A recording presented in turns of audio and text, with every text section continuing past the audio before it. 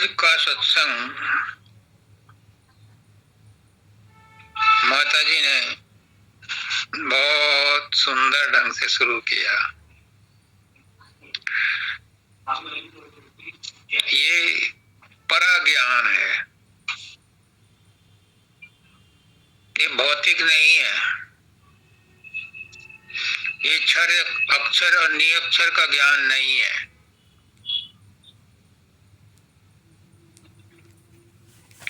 ये क्षर अक्षर निरक्षर से परे का ज्ञान है। क्या कि सतगुरु के दर को छोड़कर किस दर जाऊं मैं। संसार के जो 9 द्वारे हैं इस शरीर में,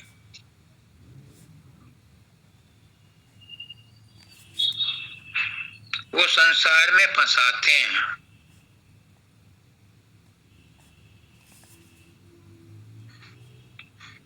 इन संसार के द्वारों में हमारे शरीर में 9 दरवाजे हैं।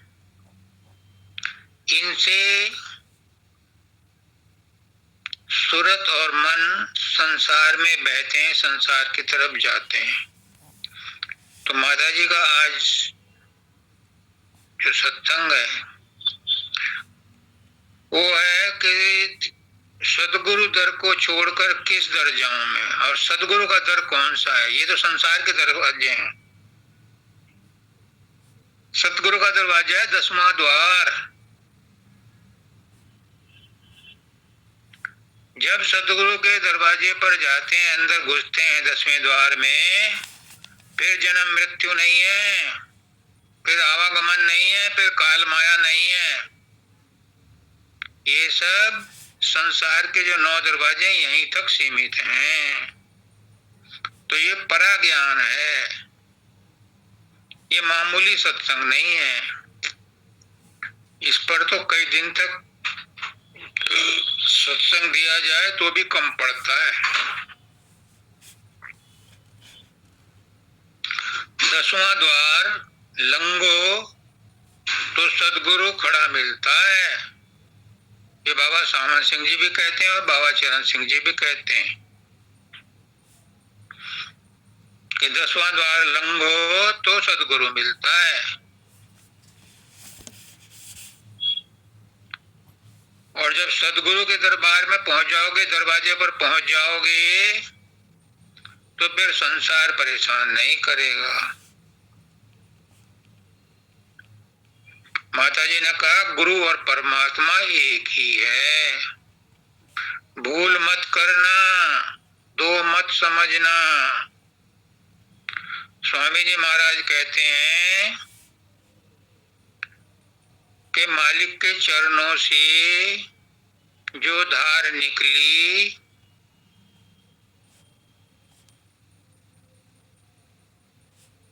वो शब्द की धार थी, राधा थी। धार थी, धारा थी, उसी को उन्होंने उल्टा किया तो राधा बनाया।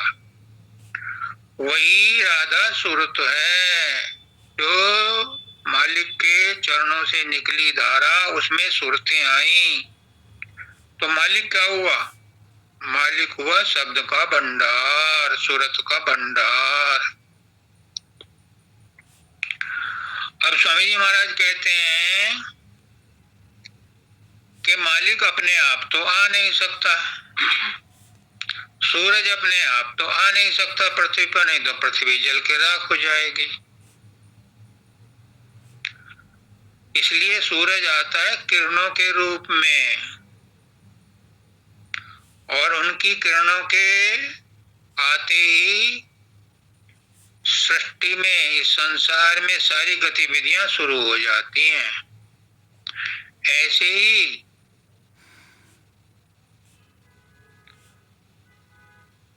जब वो मालिक सदगुरु के चोले में बन के आता है, मनुष्य के चोले में आता है, तो वो हम सबको ज्ञान देता है। बिना सूरतों के इस संसार में कुछ नहीं हो सकता। ये सूरतें उस मालिक की किरणें हैं, उस मालिक की बूंदें हैं। जब यहाँ आती हैं तभी शरीर बनते हैं, तभी एक्टिविटी होती है, तभी मोटर मन की चालू होती है। उसके बिना मन की मोटर भी चालू नहीं होती। जब शरीर में बंध के आते हैं, शरीर 5 तत्वों से बनता है, 3 गुण मिलते हैं। मन बनता है, उसके बाद उसमें एक मोटर लगती है, उस मोटर से सारी कार्रवाई होती है और मोटर में बिजली आती है उस सूरत से, उस विशुद्ध आत्मा से, उस आत्मा से। तो ये सूरतें आकर के यहाँ अपना रास्ता भूल गई, अपना नाम पता भूल गई। इनको चिताने के लिए, इनको बताने के लिए संत सतगुरु आता है और वो मालिक ही होता है, वो अलग नहीं होता। मालिक ही संत सतगुरु के रूप में आता है। और संत सतगुरु किसको कहते हैं ये भी जान लो आज। हर कोई संत सतगुरु नहीं हो सकता, लेकिन संत सतगुरु कई हो सकते हैं। मानव दयाल जी ने एक जगह एक सत्संग में बताया था कि एक समय में 76 सतगुरु हो सकते हैं, लेकिन संत सतगुरु वक्त एक ही होगा, मालिक एक ही होगा। तो संत सतगुरु आते हैं, मालिक का ही अंश होते हैं, मालिक के ही अंश हैं, मालिक का ही रूप हैं। सूरतें भी मालिक का ही रूप हैं।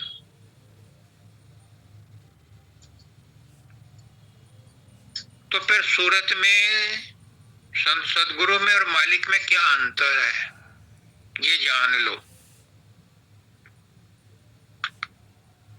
सूरतें वो हैं जीव, जिन सूरतों को ही जीव भी कहते हैं, वो हैं जो इस संसार में आके शरीर में आकर फंस गई। और सदगुरु आता है उन्हें चिताने के लिए। जब वो अभ्यास करती हैं तो सत्संगी कहलाती हैं। जब वो 10वें द्वार पार कर लेती हैं तो साधु कहलाती हैं। और सतलोक में पहुंचती हैं तो संत कहलाती हैं। और सदगुरु आता है सतलोक से और ऊंचे देशों से। परम दयाल जी कहते हैं मैं अनामी धाम से आया हूँ। राधा स्वामी दयाल कहते हैं मैं भी अनामी धाम से आया हूँ। वो तो आए राधा स्वामी दयाल थे, हजूर महाराज भी वहीं से आए थे, अनामी धाम से। तो संत सदगुरु जो सतलोक से आता है वो अनामी धाम से ही आता है, क्योंकि वही अनामी धाम पहुंच सकता है। हर एक की और की हिम्मत नहीं है। सतलोक में जाकर के उसको एक स्पेशल दूरबीन मिल जाती है जिससे वो अलग अगम अनामी पहुंचता है। लेकिन जो सतलोक तक पहुंच गया वो संत होता है। तो माता जी कह रही हैं कि परमात्मा और सदगुरु एक ही है। जो सतलोक में पहुंच गया वो सतपुरुष ही हो गया, उन दोनों में कोई अंतर नहीं है। और जब वो सत्संग देता है तब भी वो मालिक से जुड़ा रहता है, तो भी उसमें कोई अंतर नहीं है। जुड़े तो आप भी हो, लेकिन अभी सबसे जुड़े हो, जड़ से जुड़े हो, शिव से नहीं जुड़े, शब्द से नहीं जुड़े।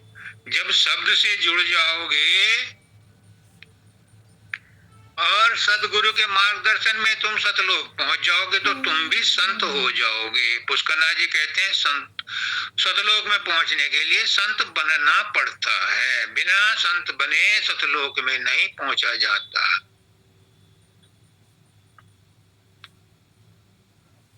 साध गुरु की भी वही पोजीशन है जो संत की है। साध गुरु 10वां द्वार पार कर चुका है और संत सतलोक पहुंच गए। तो साध गुरु जो है वो भी सतगुरु सतलोक में पहुंच के संत ही हो जाता है। माता जी ने एक और अच्छी बात कही कि जो नाम मिला है अगर उसे कोई नहीं जपता तो बड़ा भाग्यहीन है। स्वामी जी महाराज कहते हैं, नाम पाए जो नाम न सुमरे जिससे मरे अभागा। जो नाम को सुमरने, नाम को लेने के बाद, नाम मिल जाने के बाद नाम को नहीं सुमरता, वो अभागा ही नहीं है, वो तो वो है जिसने विष खा लिया हो जानबूझ के।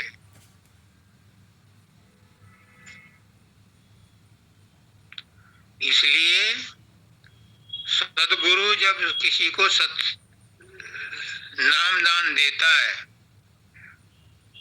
तो उसका गठजोड़ा शब्द से करा देता है, उसकी शादी शब्द से करा देता है तो वो सतपुरुष की अंशी। स्वामी जी महाराज कहते हैं, तू तो थी सतपुरुष की अंशी, गोद ले जाया शर्म ना आई।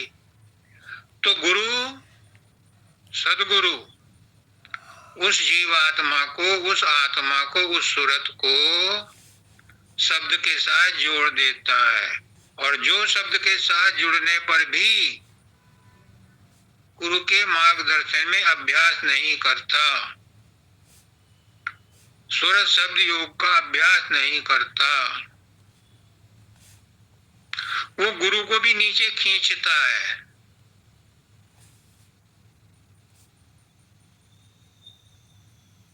गुरु भी मजबूर हो जाता है, बजाय इसके कि तुम गुरु को ऊपर जाकर के मिलो, तुम उसे नीचे खींचते हो, क्योंकि उसकी जिम्मेदारी है सबका ख्याल रखना। तो तुम्हारा ख्याल रखने के लिए उसे नीचे आना पड़ता है बार बार, और तुम इसमें बड़ी अपनी शान शौकत समझते हो, लेकिन गुरु को कितना कष्ट होता है। बेहतर होता है तुम साधन अभ्यास करके ऊपर चढ़ते। अब माता जी ने एक और बात कही कि प्रेम बिना रीझे नहीं। ये सूरत शब्द का मार्ग, ये संत मत, ये राधा स्वामी मत प्रेम पर आधारित है। क्रिया कांड का इतना महत्व नहीं है इसमें जितना प्रेम का महत्व है। माता जी ने कहा कि प्रेम तो तुमने संसार में खर्च कर दिया, रिश्तेदारों में खर्च कर दिया, अब वो प्रेम कहां से आए? तो संत सदगुरु जो आपको नाम देता है वो अपना प्रेम तुम्हें बांटता है। मैंने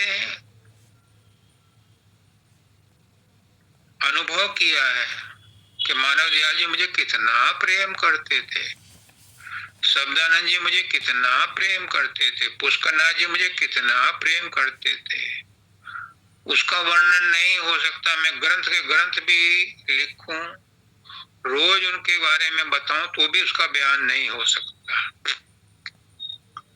क्योंकि प्रेम की महिमा अगम अपार। गुरु ही प्रेम कर सकता है निस्वार्थ, और उन्होंने मुझे किया। लेकिन हम ऐसे ना फरमरदार हैं, हम ऐसे नाफलक हैं कि गुरु के प्रेम को भी फिर संसार में बांट दिया, वो भी वापस ना कर सके। अब गुरु को कितना कष्ट होता है। हम गुरु से बहुत उम्मीद करते हैं, पर गुरु हमसे क्या उम्मीद करता है? गुरु हमसे ये उम्मीद करता है कि हम उसे प्यार करें, बाकी वो संभाल लेगा। पुष्करनाथ जी कहते हैं कि तुम गुरु से प्रेम करो और गुरु को गुलाम बना लो, लेकिन हम गुरु से प्रेम नहीं करते, और गुरु जो हमसे प्रेम करता है उसे भी हम सांसारिक प्रेम बना देते हैं। ये हमारा दुर्भाग्य है। अब जो हो गई सो हो गई, जो बीत गई सो बीत गई। अब से प्रेम कैसे किया जाए इसका एक छोटा सा फॉर्मूला, एक सूत्र है, वो मैं आपको बताता हूं। हो सकता है किसी के काम आ जाए, नहीं तो वापस कर देना। फ्री फंड में दे रहा हूं इसलिए किसी का मोल नहीं है।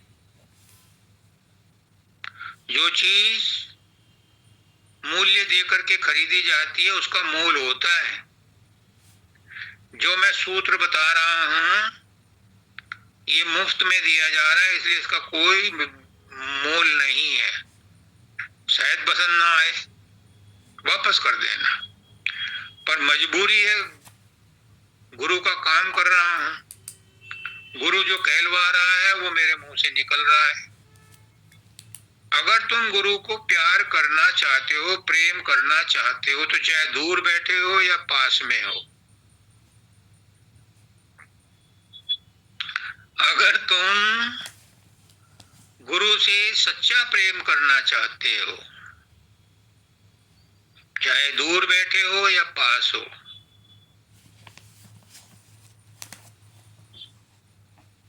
अगर तुम गुरु से प्रेम के द्वारा जुड़ना चाहते हो, वो खोया हुआ प्रेम वापस लाना चाहते हो, तो गुरु को मन ही मन में याद करो। ये वो सूत्र है। गुरु को मन ही मन में याद करो, गुरु की बातें याद करो, गुरु का स्वरूप याद करो, गुरु ने जो नाम दिया है उसका सुमरन करो, तो तुम्हारे अंदर प्रेम जागृत हो जाएगा। जो प्रेम की पौध सूख गई है वो फिर से फूल पत्ते आने शुरू हो जाएंगे। ये अनुभव की बात है, लेकिन फ्री फंड में है, शायद इसका कोई ग्राहक ना हो। अगर गुरु से प्रेम करना है तो गुरु को याद करो, गुरु के नाम को याद करो, गुरु के रूप को याद करो, तो गुरु से प्रेम हो जाएगा। और गुरु से प्रेम हो जाएगा तो परमात्मा से प्रेम हो जाएगा। फिर तुम्हारी रुकी हुई गड्डी स्टार्ट हो जाएगी। सबकी गड्डी रुकी पड़ी है बिना प्रेम के, क्योंकि प्रेम है नहीं, साधन अभ्यास होता नहीं। तो गुरु का प्रेम और गुरु का नाम का सुमरन और गुरु के रूप का ध्यान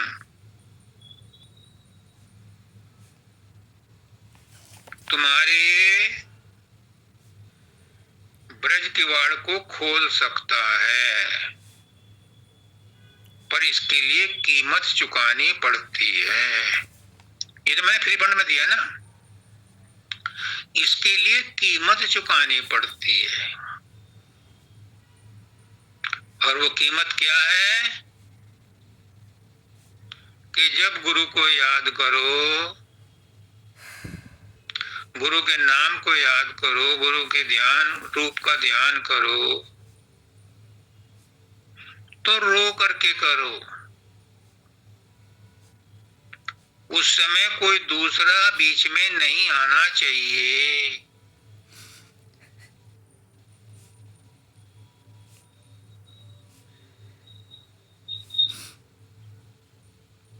मेरे पास जिन सत्संगों के फोन आते हैं उनके लिए मैंने अब ईयरफोन मंगा लिया, ताकि और आवाजें मुझे उस समय सुनाई ना पड़े। तो ऐसे ही आप भी एकाग्रता से गुरु को याद करो। उस समय दूसरा विचार नहीं आना चाहिए, तो फिर गुरु से प्रेम हो जाएगा।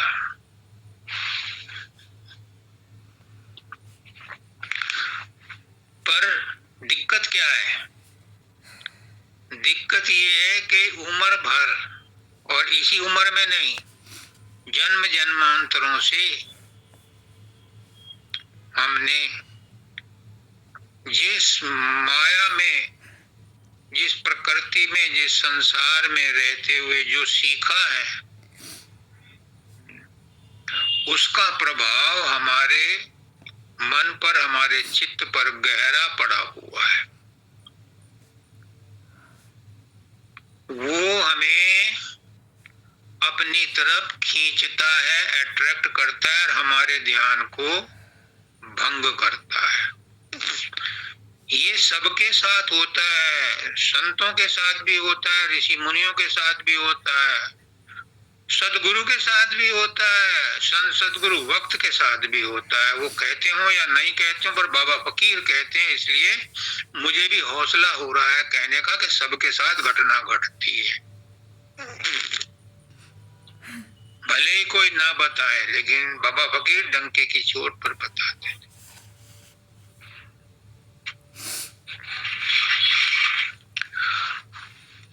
जिस किसी को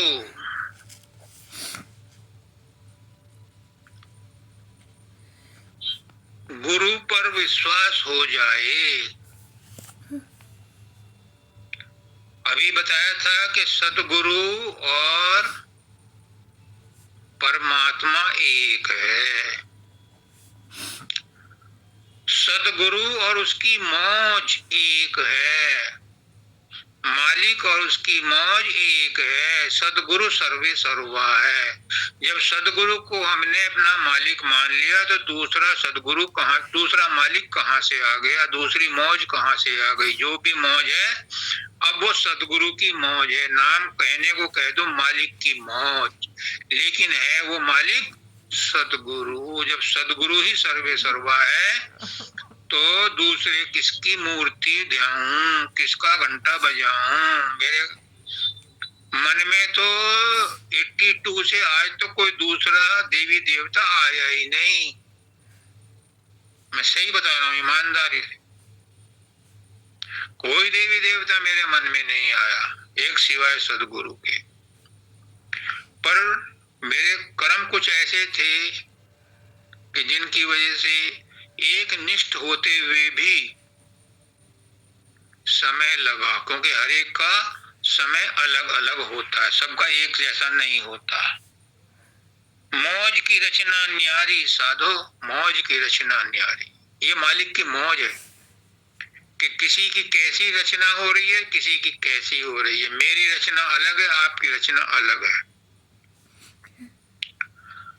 किसी को मौज बनावे राजा, किसी को संत बना देती है बचपन से ही। पुष्करनाथ जी कहते थे कि बचपन से ही भोले भाले भंडारी थे वो, कभी गुस्सा नहीं आता था। बच्चों ने एक बार उनको चांटा मारा, वो बिल्कुल उन्होंने विरोध नहीं किया, क्योंकि वो बचपन से ही ऐसे थे, पैदाइश ही ऐसे थे, ऐसे वो थे। हजूर मानव दयाल जी महाराज वो भी कहते थे कि मैं बचपन से ही संत हूं। उनकी संत प्रवृत्ति थी पहले से ही। तो किसी को मौज बनावे राजा और किसी को रंग भिखारी। अब मुझ जैसे को रंग भिखारी बनाया, मेरे जो कर्म थे शुरू से ही खराब थे। किसी को सुख चैन दिलावे, ये मौज है, ये गुरु की मौज है, वो मालिक की मौज है, एक ही मौज है। मैं उसे गुरु की मौज कहता हूँ क्योंकि मैं गुरु मत को मानता हूँ। जो गुरु को नहीं मानते वो मालिक की मौज कहते हैं। और किसी को बनावे दुखारी, किसी को सुख शांति देती है, किसी को दुखी बनाती है, ये मौज करती है। हमारे बस में सिर्फ इतना है कि हम मालिक की मौज में रहें। दुख सुख तो अपने प्रारब्ध के अनुसार सबको आते हैं। जो मालिक की मौज में रहता है, दुख में भी और सुख में भी, उसका कर्म कट जाता है सुखाले से, आगे और नहीं बनता। ये सारी जितना भी सुबह से शाम तक, बचपन से बुढ़ापे तक हम खेल खेलते हैं या पिछले जन्मों में और योनियों में खेल खेले हैं, ये सब उसी मालिक की मौज से हो रहा है, गुरु की मौज से हो रहा है। इसमें कोई भी अनुचित नहीं है। जो भी कोई कुछ कर रहा है, कहीं डकैती हो रही है, कहीं लड़ाई हो रही है, कहीं कत्ल हो रहे हैं, कहीं जो कुछ भी हो रहा है, वो सब मौज से हो रहा है, क्योंकि सब पिछले जन्मों का लेन देन इसी प्रकार से होना। इसलिए उसमें अपने चित्त पर कोई भी संस्कार मत पड़ने दो, कोई क्रिया प्रतिक्रिया किसी भी व्यक्ति को देख करके या घटना को देख करके मत प्रकट करो। मालिक की मौज में रहने का मतलब है जो हो रहा है भला हो रहा है, जो करी है गुरु करी है, गुरु जो करी है भला करी है, उसमें मौज है उनकी।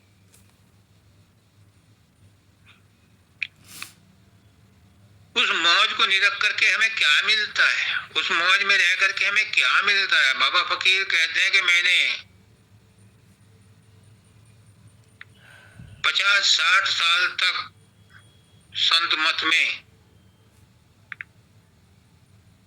बिताए, गुरु की एक से एक सेवा की, मुझे क्या मिला।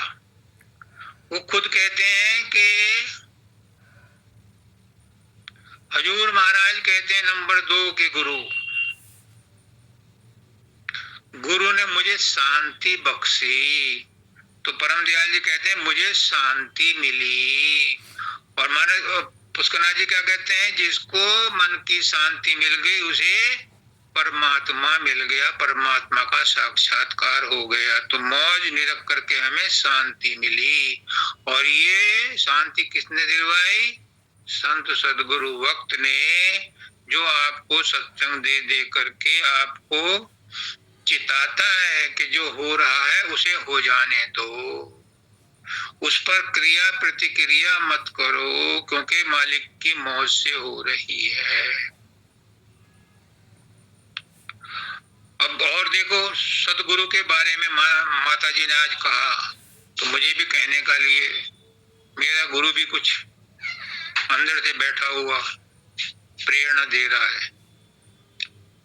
बिन गुरु ज्ञान की गम नहीं, साधो ज्ञान है गुरु आधारा। अगर मैं गुरु को परमात्मा मानता हूं तो कौन सा अन्याय करता हूं। मैं किसी पर रौब नहीं जमाता, मैं किसी को नहीं कहता कि जो मैं करता हूं वो सही है। मैं कहता हूं कि मैं हो सकता है 100% गलत हूं, परमात्मा कोई और ही हो, और मैं गुरु को परमात्मा समझे बैठा हूं, हो सकता है मैं गलत हूं। लेकिन दादा दयाल कहते हैं कि बिन गुरु ज्ञान की गम नहीं, बिना गुरु के ज्ञान नहीं मिलता। और गुरु ज्ञान गुरु के अधीन है, संसार का ज्ञान भी गुरु के अधीन है। वो संसार के टीचर देते हैं, रोटी बनाने का काम भी गुरु के अधीन है, वो माँ सिखाती है या कोई कुक सिखाता है। हर ज्ञान गुरु के अधीन है, और जो संसार को छोड़ने का और मुक्ति पाने का ज्ञान है, ये संत सदगुरु के अधीन है। कोटि ग्रंथ पढ़कर क्या मरना, वृथा योग विचारा। दाता दयाल कहते हैं, डुबा दे गंगा में सब पोथियां, मन को यक्षों करने का इंतजाम कर। ज्यादा पढ़ने से कोई फायदा नहीं है।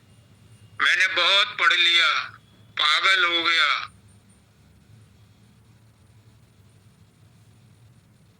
देखा है मैंने, हजूर शब्दानंद जी महाराज कितनी मेहनत करते थे, कितना पढ़ते थे, कितना लिखते थे, शरीर भी उनका नाकाम हो गया था।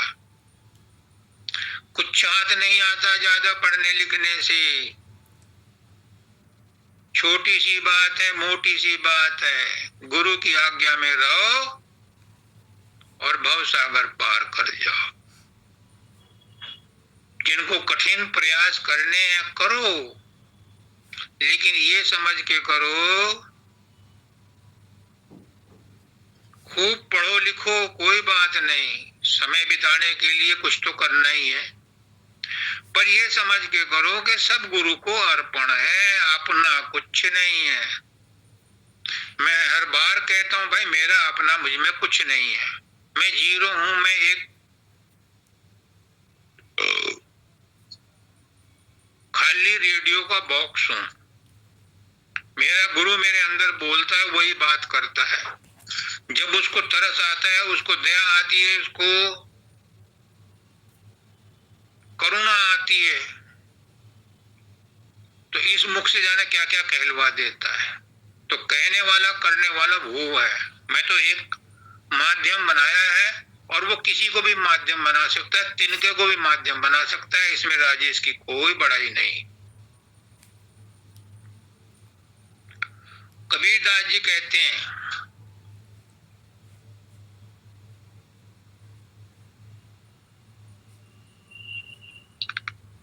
कुएं पर पानी भरते घाट हैं अनेक। पहले कुएं पे, हमारे गांव में 2 कुएं थे तो उन पर 4 घाट हुआ करते थे। 2 हिंदुओं के लिए, 1 मुसलमानों के लिए, 1 शेड्यूल कास्ट के लिए। बाद में तो स्वीपर भी चढ़ गया तो फिर वो सबने अपने अपने घर में नल खुदवाने शुरू कर दिए। कुएं से पानी भर करके जब ले जाते हैं तो बर्तनों में भेद हो जाता है। शेड्यूल कास्ट के घड़े से पानी नहीं पी सकते आप, घृणा आएगी। जबकि पानी एक ही है और उसी कुएं से आया है, पर बर्तन में भेद है। वही संत मत है। गुरु के अंदर और आपके अंदर एक ही सूरत है, पर आपकी सूरत मैली हो गई है, बर्तन में भेद हो गया है। गुरु की सूरत उजली है, उसका पात्र साफ है, उसमें से सब कोई जल पीना चाहता है, गुरु का सत्संग सब सुनना चाहते हैं। तो अगर हमें ये पता चल जाए कि गुरु ने जो बात कही है वो सही है, अगर हमें उस बात पर विश्वास हो जाए और उसे अपने आचरण में ले आए तो उसका प्रभाव हमारे ऊपर पड़ेगा, फिर गुरु से प्रेम हो जाएगा।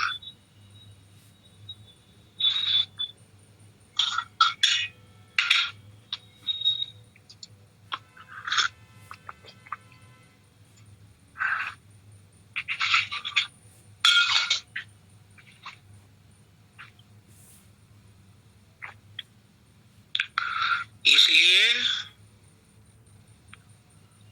गुरु से प्रेम करने में मरोड़ मत करो। जितना गुरु के प्रति समर्पण करोगे, गुरु देह नहीं है, गुरु उस परमात्मा से जुड़ा हुआ है, परमात्मा ही है। आपको परमात्मा दिखाई नहीं देता, इसलिए साकार रूप में गुरु के रूप में वो आया हुआ है। उसकी आत्मा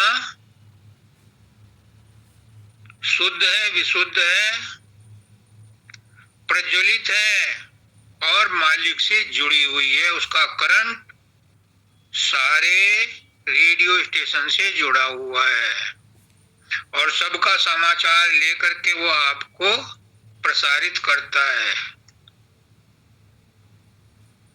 इसलिए गुरु की बात पर कभी संदेह मत करना। अगर गलत भी है तो भी उसे सही मान लेना। एक शिष्य था, वो अपने गुरु का जो सत्संग देते थे तो नोट्स बनाता था, मुझ जैसा पागल। तो एक दिन वो दोपहर में सुबह का सत्संग के बाद उनको फेयर कर रहा था, तो एक और गुरु भाई आए। उन्होंने कहा तू क्या करता रहता है, दिखा मुझे। तो उसने लिखा था कि मुक्ति की चाह भी बंधन है, मुक्ति भी बंधन है। उसने कहा ये दोनों गलत लिखा। उनको मेरे गुरु ने बोला है वो सही है। और वो बात गुरु पे गई तो गुरु ने कहा मुक्ति की चाह भी बंधन है, मुक्ति का विचार भी बंधन है। तब उस दूसरे सत्संगी को बात समझ में आई कि गुरु ने जो कहा है उसके पीछे राज है, क्योंकि वो सब बातों को जानता है, समझता है, इसलिए वो अपने अनुभव के आधार पर जो कहता है वो सच होता है, और सांसारिक बातों में भी जो उसकी बात को मान लेता है वो भी सच निकलती है। अध्यात्म में तो वो पूरा मास्टर है, वो मालिक है। उसके अंडर में तो परमात्मा भी रहता है, उसके अंदर में तो ईश्वर भी रहता है, उसके अंदर तो ब्रह्म भी रहता है। वो इन सब का ऊपर है, इसलिए उस पर डाउट मत करना, उसकी किसी बात पर डाउट मत करना।